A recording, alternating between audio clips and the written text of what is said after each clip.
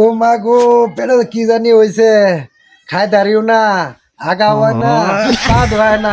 আচ্ছা ডাক্তারের কাছে যাই গো। ডাক্তার সাহেব দিবেন আমার কি জানি হয়েছে, আগা হওয়া না, পা ধোবার না।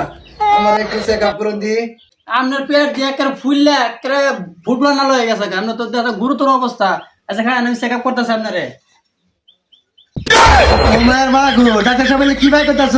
আরে পাগলা, এটাই তো আমার চেক আপ বক্স, এটা দিয়ে তোর আমি চেক আপ করবো। তুই বল, তোর আমি চেক আপটা করতেছি, তুই তোর কি হয়েছে। এদিকে আজ্ঞা দিদি তোর কি হয়েছে।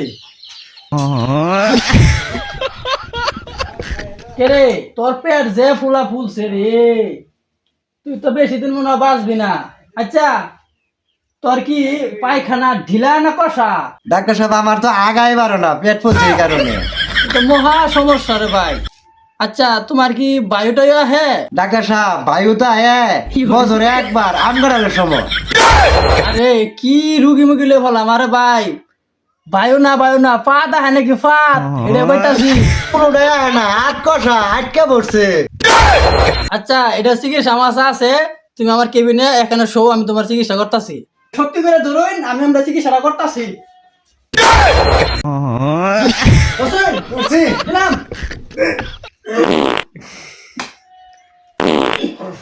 ডাক্তার সাহেব এটা কি চিকিৎসা করলে, কি একটা যে আরাম পাইলাম। ডাক্তার সাহেব ফিস কত? বেশি না, আমার তো 2000 টাকা দে তাহলে হবো। মাত্র 2000 টাকা? আমার মনটা যাচ্ছে বাড়ি বেড়া লেখা দে। মেলা দিন পরে ব্যাগ কেলা রুগী পেলাম, বালা 2000 টাকা আমি দিলাম 500 টাকা।